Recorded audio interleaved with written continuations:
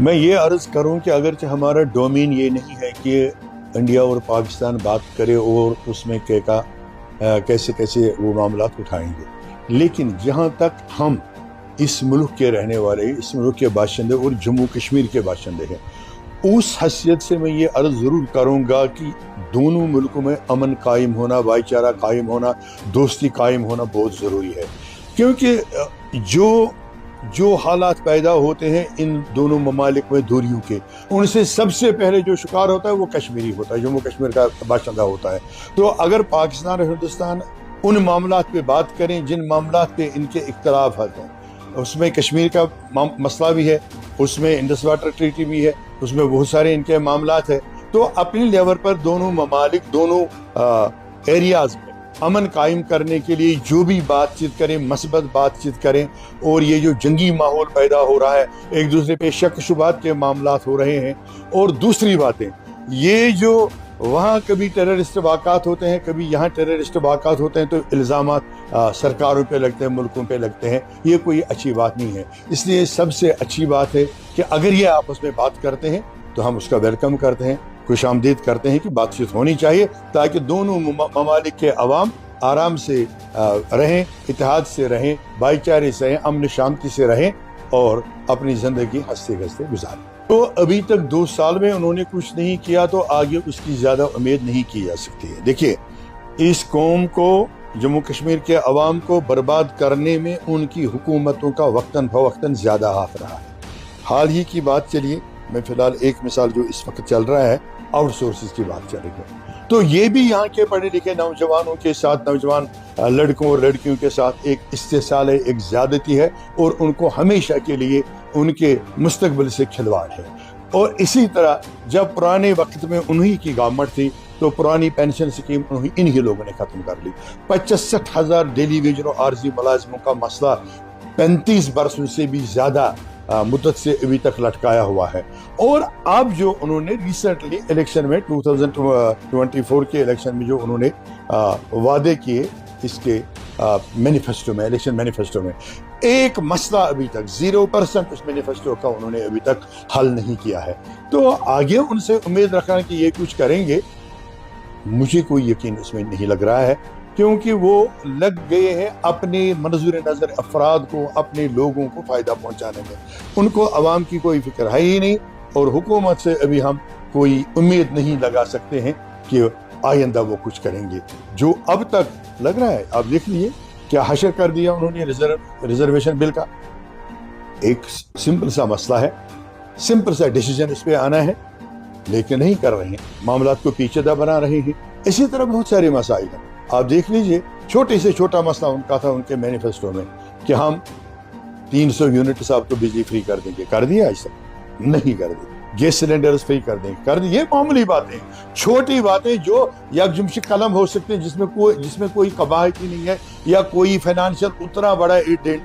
ڈھونڈنے کی ضرورت نہیں۔ ایک طرف سے ہماری چیف منسٹر صاحب اعلان کر رہے ہیں کہ میں مرکزی سرکار کا شکر گزار ہوں، انہوں نے اتنے فنڈز واگزار کر دیں جتنے پہلے کبھی نہیں کرتے تھے۔ دوسری طرف سے اب ڈیولپمنٹ ہے، بے روزگاری کتنی بڑھ رہی ہے وہ دیکھ لیجئے، ہارٹیکلچر سیکٹر کا کیا حال ہے، ٹورزم سیکٹر کا حال دیکھ لیجئے، ہیلتھ سیکٹر کا حال دیکھ لیجئے، ایجوکیشن سیکٹر کا حال دیکھ لیجئے۔ جس بھی چیز میں آپ دیکھیں گے وہاں ابھی تک لوگ پریشان ہیں، لوگوں کے لیے کوئی جو ان کو زخم لگے تھے ان کے لیے کوئی مرہم نہیں کی جا رہی ہے، اور لوگ بالکل عرض کروں کہ یہ ایک درخشندہ حقیقت ہے کہ جس طرح نیشنل کانفرنس نے 47 سے لے کر آج تک مختلف وعدے کیے اور لوگوں کو گمراہ کرنے میں آگے رہے، یہ قدم بھی اسی سلسلے کی ایک کڑی ہے۔ اب آپ بتائیں گے کیوں؟ دیکھیے، میں عرض کر رہا ہوں کہ یہ مسئلہ پورے جموں کشمیر کے عوام کا مسئلہ ہے۔ آج تک ہر پارٹی نے انفرادی طور مرکزی سرکار سے اپیل کی کہ اسٹیٹہڈ بحال کر دیجئے ہمارا۔ وزیر اعظم صاحب نے بھی وعدہ کیا، انہوں نے بھی اعلان کیا، ہوم منسٹر صاحب نے بھی اعلان کیا ہم اسٹیٹہڈ بحال کریں گے، نہیں ہوا۔ تو جموں کشمیر اپنی پارٹی نے ایک بہترین تجویز رکھی تھی، ایک مثبت تجویز رکھی تھی کہ ہم تمام پارٹیز کو بنیادی جو ہماری معاملات مشترکہ ہیں، جن پہ ہمارا کوئی اختلاف نہیں ہے، جو مرکزی سرکار سے حل کرانی ہے، ہمیں اس کے لیے ایک مشترکہ کوارڈینیشن تشکیل دینی چاہیے۔ ایک بار اگرچہ نیشنل کانفرنس کے سربراہ ڈاکٹر فاروق عبداللہ صاحب نے ہمیں میسیج بھی کروا لیا کہ परसों मीटिंग रखी, यानी 3 अगस्त 2023 को उन्होंने मीटिंग भी रखी थी, लेकिन 4 घंटे के बाद उस मीटिंग को मुलतवी कर दिया, ये बता करके डॉक्टर साहब की से तबीयत खराब होगी, अब दोबारा डेट होगी। आज तक वो डेट नहीं हुई। अब रिसेंटली फिर हमने मई के महीने में हमारी अपनी पार्टियां अपील की प्रेस कॉन्फ्रेंस के जरिए कि हमें स्टेटहुड लाना है, दूसरे मसाइल लाने हैं, कॉन्स्टिट्यूशनल गारंटीज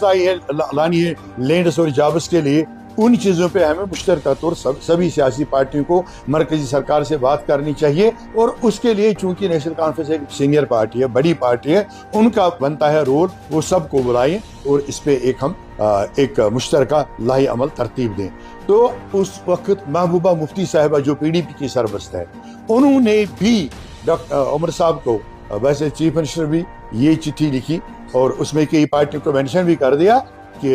आप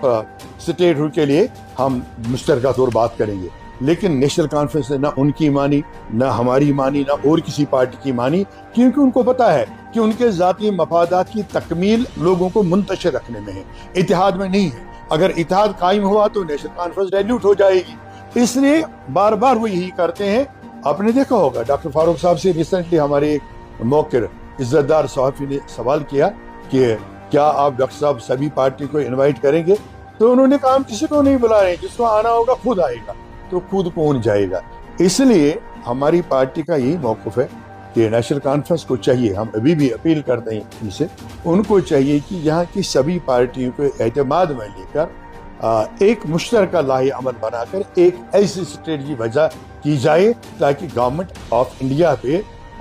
एक असर उसका हो, ताकि जिस तरह उन्होंने लद्दाख और करगिल के इत्तेहाद के सामने गवर्नमेंट ऑफ इंडिया ने अपनी मर्जी को बदल दिया और उनके मुतालबात मानने का ऐलान कर दिया, उसी तरह जम्मू कश्मीर के मसाइल भी हल करने के लिए वो तभी मजबूर हो जाएंगे। जहाँ तक आपने फरमाया कि घंटाघर या लाल चौक, ये हकीकत है। जब आप अपना बुनियादी पहले मरहले पे आपको इत्तेहाद यहाँ कायम कर रहे हैं, जब आप यहाँ मीडिया के सामने कहते हो कि हम किसी को नहीं बुलाएंगे, तो गवर्नमेंट ऑफ इंडिया को भी पता है नेशनल कॉन्फ्रेंस एक तंजीम है, ये आ रहे हैं अपनी साख को जरा लोगों में तो चेंज करने के लिए, जो बदनामियां 2 साल में हुई है उसको कुछ वाशाब करने के लिए सब है, लेकिन हासिल कुछ होने वाला नहीं है, क्योंकि गवर्नमेंट ऑफ इंडिया बार बार कहती आई है भाई साहब जब वक्त आएगा हम देंगे। क्या हम में से मुश्तरका तौर किसी ने पूछा वो वक्त कौन सा है, किस वक्त का आप इंतजार कर रहे हो, कौन सा वक्त मुनासिब है? हम कहते हैं, अपनी पार्टी कहते हैं वक्त इस वक्त मौजूद है, मुनासिब है, बरवक्त है, अमन है, हर तरफ से भाईचारा है, इत्तेफाक है, तो स्टेटहुड वापस दीजिए। यहाँ के लोगों के साथ ज्यादती है, हमारी मुश्किलात है, मुश्किलात को हल करने के लिए ये बुनियादी जो हमारी सहूलियत वहां होगी वो स्टेटहुड से होगी। लेकिन मसला यही है कि नेशनल कॉन्फ्रेंस नहीं चाहते हैं कि यहाँ के लोग चैन से रहें, सुख से रहें और इत्तेहाद से रहें।